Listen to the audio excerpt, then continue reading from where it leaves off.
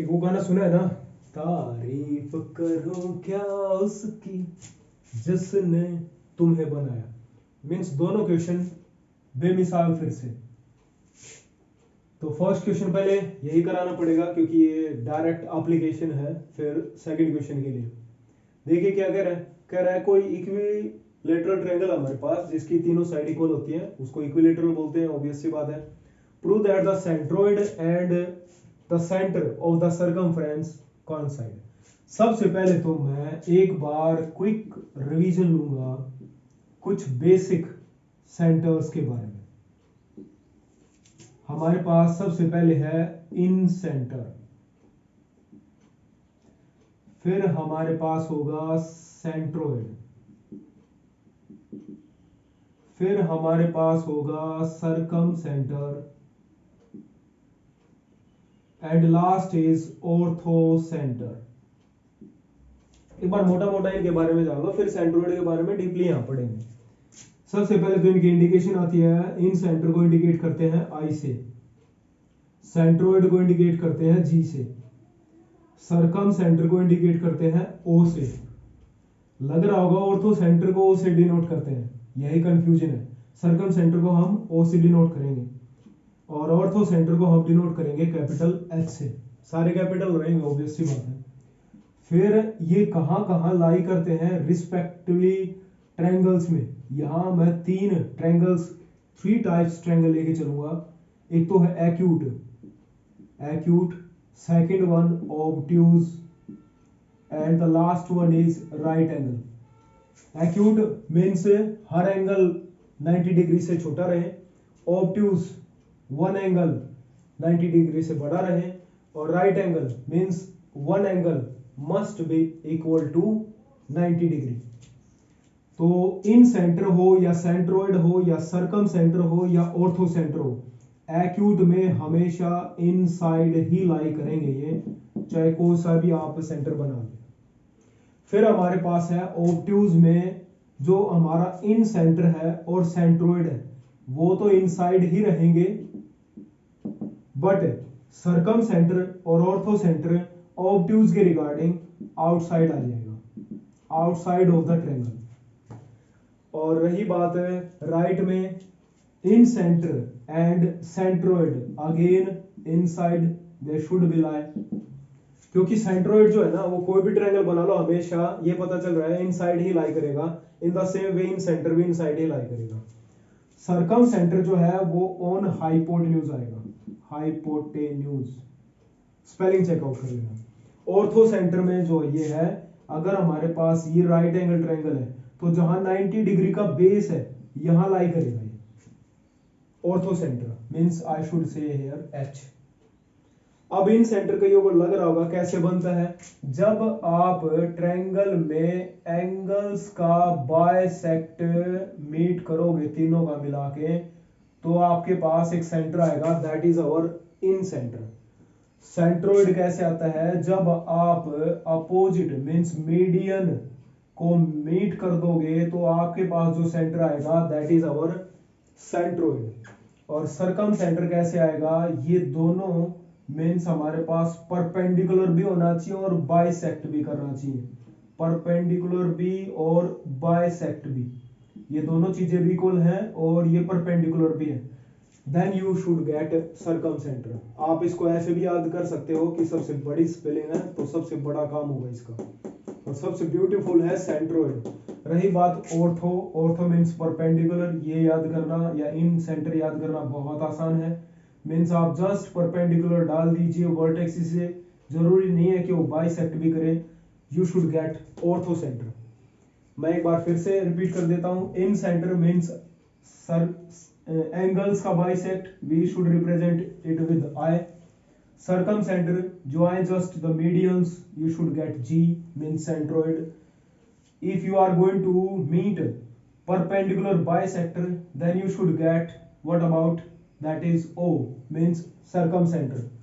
और रही बात इसकी means ortho centre means H, जब आप सिर्फ परपेंडिकुलर यानी एल्टीट्यूड ड्रॉ करोगे हर वर्टेक्स से तो आपको ये मिल जाएगा। अब चलते हैं सेंट्रोइड पे, सेंट्रोइड को हमने बता दिया जी से रिप्रेजेंट करेंगे, हमेशा ट्रायंगल्स के अंदर लाई करेगा, भले ही कोई भी ट्रायंगल हो।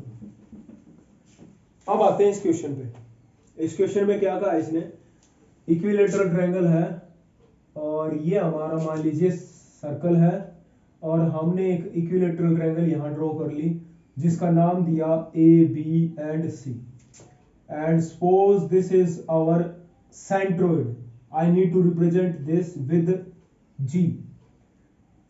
गिवन में मैं लिख दूं पहले से ही, means A B is equal to B C is equal to A सी।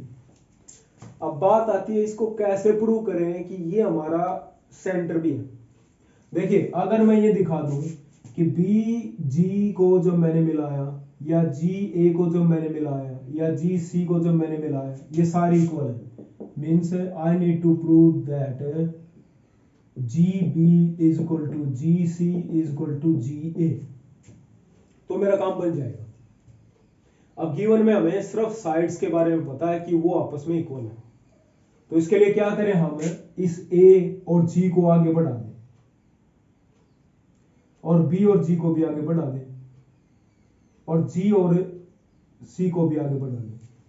हमें पता है, क्या पता है, कि अगर हम इक्विलेटरल ट्रायंगल में कोई भी, मतलब इक्विलेटरल ट्रायंगल में सेंट्रोइड जब ड्रॉ करते हैं तो वो उसको बाइसेक्ट, अगर मान लो ये मिड पॉइंट है तो ये इस पे परपेंडिकुलर भी बनेगा, डायरेक्टली भी आप बोल सकते हो, पर फिलहाल के लिए मैं क्या करता हूं, इसको एक बार नाम देता हूं पी क्यू एंड एम। अब हमें देखिए ऑब्वियस सी बात है, इस थ्योरम को दो या दो से ज्यादा तरीके हैं प्रूव करने के। फिलहाल के लिए जो हम यूज करने वाले हैं, हमारा टारगेट रहेगा क्यों ना हम ए पी को बी क्यू के और एम सी के इक्वल दिखा दें।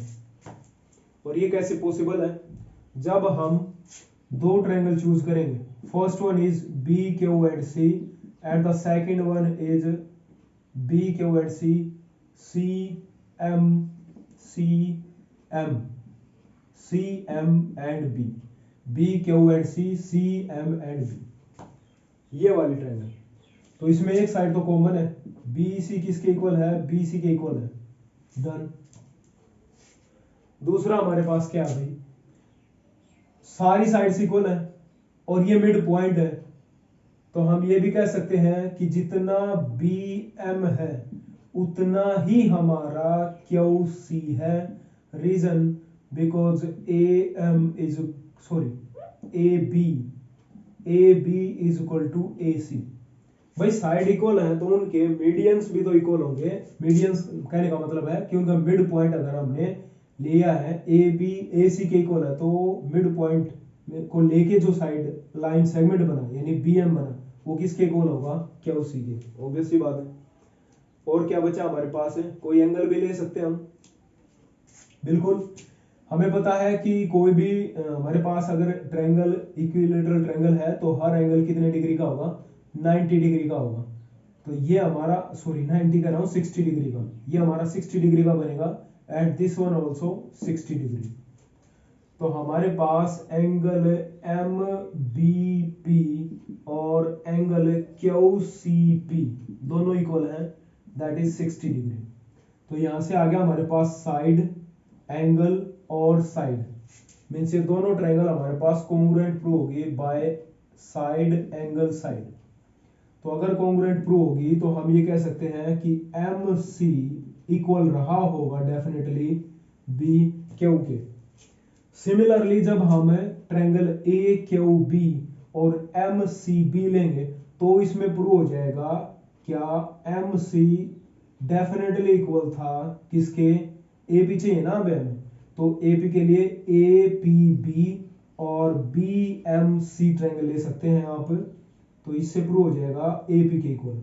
मीन्स इन दोनों बातों से मैं कह सकता हूं कि एम सी इक्वल है बी क्यू के और ये इक्वल है ए पी के, तीनों आपस में इक्वल है। यही हमें पहले पहुंचना था।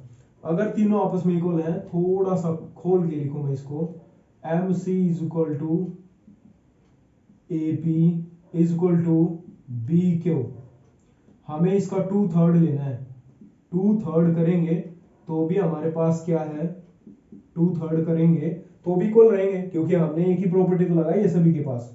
और 2/3 क्यों करें पता है आपको, क्योंकि सेंट्रोइड की एक बहुत अच्छी प्रॉपर्टी है कि जब आपने इस लाइन सेगमेंट को गौर किया हो, एपी जो हमने बनाया है, तो इस सेंट्रोइड जी ने इसको 2:3 में कट किया है, 2:3 में कट किया है। हालांकि ऊपर वाला बड़ा लग रहा है पर नहीं, 2:3 में कट करेगा हमेशा।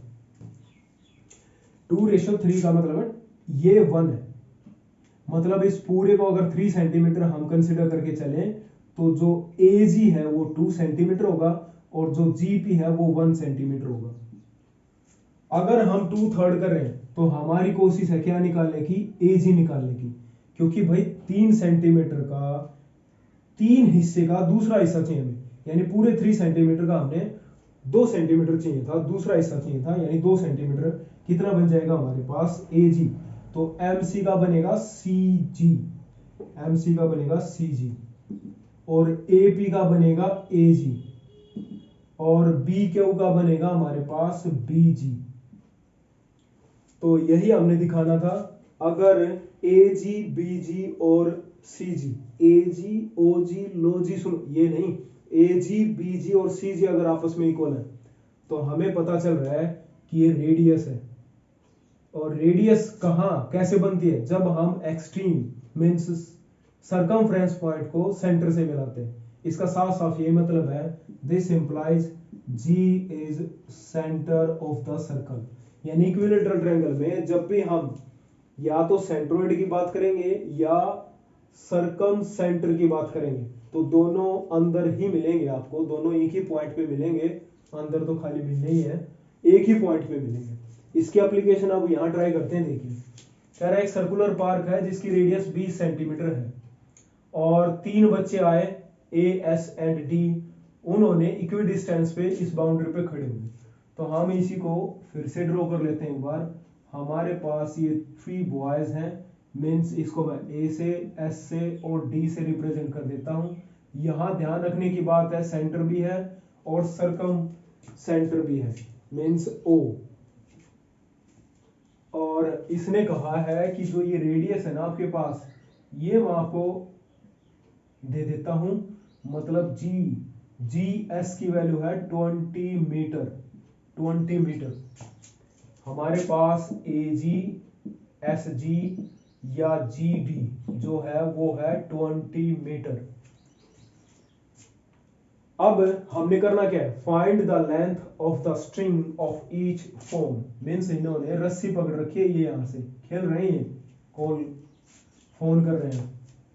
तो यहां इस रस्सी का means we need to find A S कितना है, और क्योंकि इक्वी डिस्टेंस पे है तो कह सकते हैं इक्विलेटरल ट्रायंगल है, A D and S D, we need to find this one. तो भाई अभी अभी हमने देखा था कि ये इसकी एप्लीकेशन है, मीन्स ये इक्विलेटरल ट्रायंगल होगी डेफिनेटली। ये भी हमारे पास 20 मीटर है, तो जब हम इसको आगे बढ़ाएंगे तो ये अगर सेंटर है, ये मिड पॉइंट है, तो ये इस पे परपेंडिकुलर करेगा, क्योंकि अभी अभी बात की हमने, वो कह रहा है कि इक्वी डिस्टेंस पे है, मीन्स ये इक्विलेटरल ट्रायंगल है। और इक्विलेटरल ट्रायंगल है तो यहां इसका सेंटर भी होगा और सेंट्रोइड भी होगा। हालांकि हमें सेंट्रोइड की जरूरत है नहीं, पर हमें पता है जब ए से मैं मिड पॉइंट मिलाऊंगा डी पर तो ये मिड पॉइंट सेंटर से भी पास करेगा। और फिर सेंटर ये कह रहा है कि अगर सेंटर से मिड पॉइंट को मिलाया किसी कोड के तो वो उस पर परपेंडिकुलर भी होगा। तो ये इक्विलेटरल ट्रायंगल के लिए भी हो गया, बड़ा झोल है, चीजें आपको गोल गोल घुमाने के लिए बना रखी है। तो ध्यान रखें कि ये सारी प्रॉपर्टी इक्विलेटरल ट्रायंगल के लिए ही है बस। तो परपेंडिकुलर और बाइसेक्टर भी है, तो हम इसको यूज कर लेते हैं। अब देखिए हमारे पास जो एजी है वो 20 मीटर दे रखा है। अब सेंट्रोइड का यूज एक ये भी आ गया कि इस सेंट्रोइड ने पूरे एडी को 2:1 में डिस्ट्रीब्यूट किया होगा। अगर 220 को रिप्रेजेंट कर रहा है तो 1 रिप्रेजेंट करेगा 10 मीटर को, यानी हमारे पास जी डी की जो वैल्यू है वो 10 मीटर है। और रही बात एस जी की वैल्यू की, या एस ओ कह लीजिए, that is 20 metre. and we need to find CD, that is by Pythagoras theorem. Oh my god, my English. SG का स्क्वायर माइनस GD का स्क्वायर, तो यहाँ से SG means 20 means 400 and GD means 10 means 100, that is 300, और 300 को हम क्या लिख सकते हैं 10 into root 3, this is our SD centimetre, और हमें निकालना था 1 सेकेंड, ये D से रिप्रेजेंट कर रखा है मैंने, बहुत बोला है रे विकास। तो यहां से SP बोल देते हैं, नाम में फीलिंग भी आ रही है SP, तो SP किसके इक्वल आ जाएगा 2 टाइम्स ऑफ SD, तो यहां से आ जाएगा हमारे पास 20√3 centimetre. This is the length of each string of each foam, Hrithik Roshan.